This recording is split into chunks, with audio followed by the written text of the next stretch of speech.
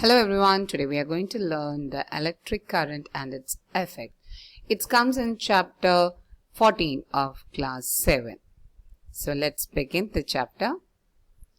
Some components. We are going to learn about the electric circuits component and how does they are represented by the symbols.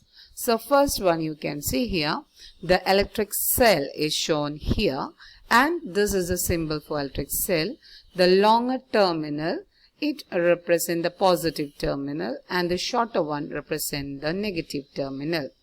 The second one, you can see here, this is an electric bulb which is represented by simple diagram and the circling over it. The third component is the on position. You can see here the two lines are drawn with dots and a line is drawn to connect the two dotted area. So that shows the switch is in on position. The fourth one represents when the switch is off position. You can see the two dotted wire and there is a space between the connector to this dot. So that shows the switch is in off position. Few more components are there. The battery. A cell is a single unit. Battery is a combination of two cells. So here you can see this is one cell, this is another cell. Two cells are connected by certain dots. Wire. Wire connect all the components and it is shown by a symbol line. So that's about the different components. So naturally an electric component can be an element of an electric circuit that help in its functioning. So electric circuit allow the electricity to easily pass through them and provide electricity for various appliances or various electric motors, providing electricity to the bulb, fan or to generate heat. Now what is battery? A battery is defined as a combination of two or more cells. When more than two cells are connected, these are called battery. So in a battery there will be always a negative terminal will be connected to the positive terminal of the next cell. So this is a battery which could be used for inverter, which could be used for a car. The battery is used for various devices like toys, or remote cars, or torches, or transistors. So this you can see the battery of 2 cell, this is a battery of 4 cell. So more than 2 cells they are said to be combined together, they are said to be the battery. Now in each battery there will be a positive and a negative terminal. At two ends there could be positive or negative terminal could be mentioned. So the positive terminal will be connected to the negative terminal of the previous cell. Now here two-way combination is shown here.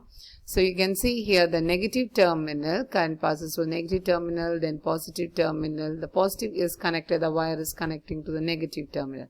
In another combination you can see the positive is connected in this manner. So now we are going to see the drawing of an electric diagram. So this is the electric circuit and how does it represent? So here you can see the bulb is represented in this manner and the lines which we draw to indicate that it is glowing.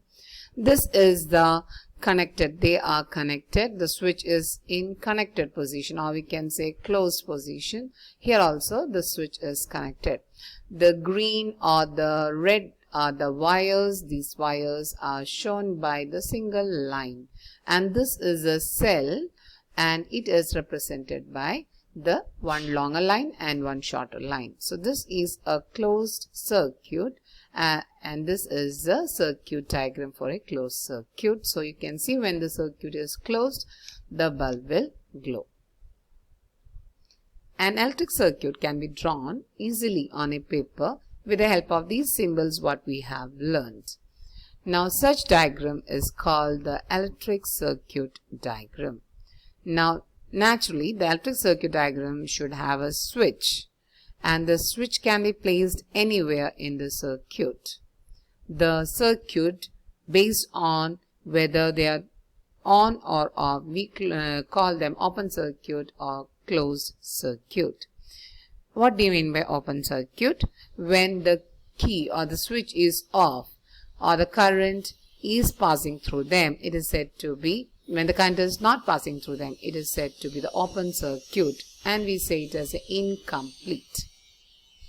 Closed circuit means the key is switched off and the circuit is complete, closed, the current can easily pass through them. So now the circuit is said to be complete. Now we are going to learn about the bulb. All of you might have seen a bulb. So the different parts of a bulb is the bulb contain a glass covering is present. It has a fitting which is attached to the socket. Then there is a support is present and a thin filament you can see inside. This filament is nothing but the coil of wire. So when the current is passed through the filament, the bulb will glow. But what will happen when the filament is broken or the bulb is fused? So what do you mean by the term fused? How does the filament break? That means if excessive amount of current is passed through the bulb, the coil, depending upon the quality of the coil may break, the filament may break if excessive current can pass, if it passes through them. So if it passes, then it will break, preventing the flow of the current to the coming ongoing filaments. Because of that, the bulb will get fused. When the filament of the bulb breaks the circuit, the bulb will become incomplete. The bulb will not glow. So hence the bulb does not glow as it does not receive any electricity. The heating effect of electric current. You might have noticed that when you rub two hands together, it generates heat. So naturally, when a current is passing through this wire, the wire gets heated up. This is known as the heating effect of electric current. So the heat which is produced in such a manner depend upon various factors. So let's see what are the factors which calls for the heat, different types of heat. The material of the wire, that means the quality of the wire, the length of the wire and the thickness of the wire, all these are necessary to know how much heat could be generated.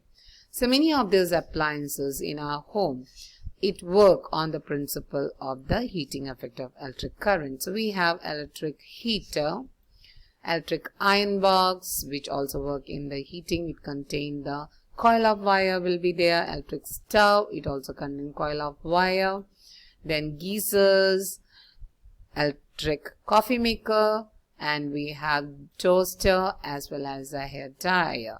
So all these devices, they work on the heating effect of the wire, and naturally when the current passes through these devices, the coil of wire gets heated up.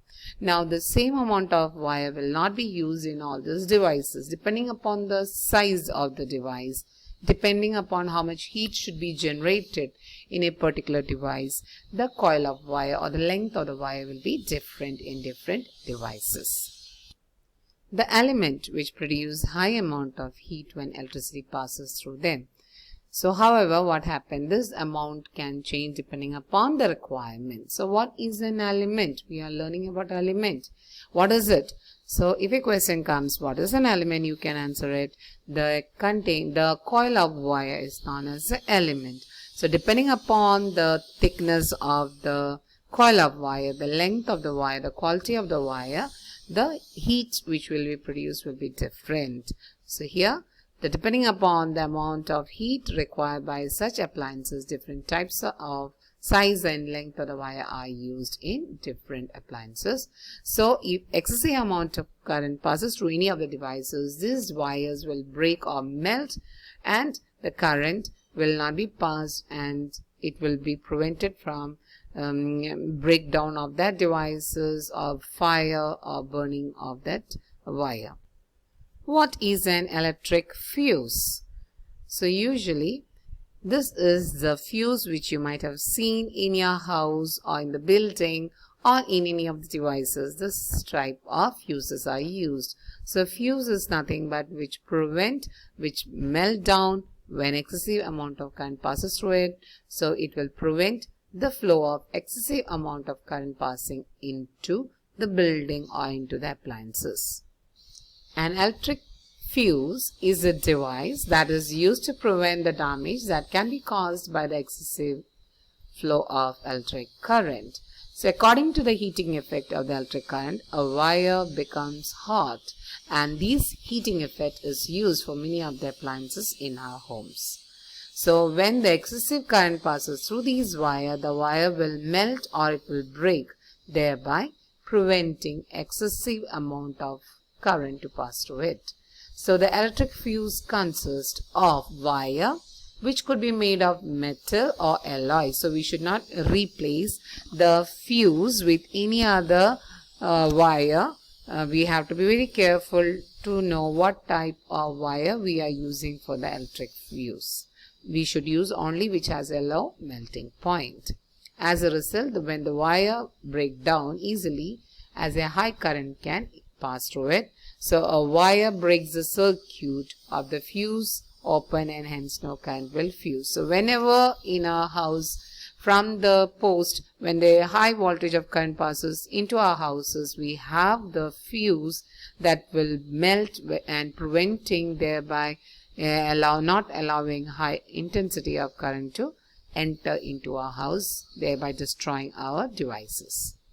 So when we use these fuses, they prevent the short circuit. So fire can occur if the wire we are using is faulty, or if the appliances is very old or the building is very old. So different types of fuses can be used for different devices. Depending upon the size of the devices instrument, we can select the type of fuses will be different. Now how can the excessive current passes through a circuit? Sometime what happens when we connect through a single socket, too many devices are connected, too many chargers are connected to the same socket, we can have excessive current which is passing through the same socket that can cause us a load of circuit increases, can lead to the short circuit or fire.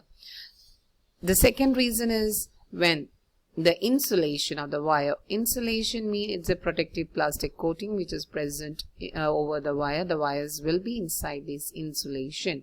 So when the insulation is torn or it's melted, what happens? These wires, they will come in contact with each other, which can cause the spark or lead to a fire.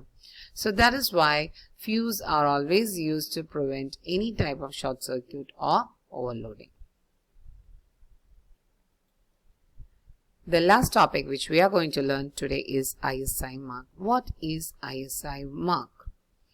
It stands for Indian Standard Institute, which standardize all electrical appliances. So that means all the appliances should be of a particular standard.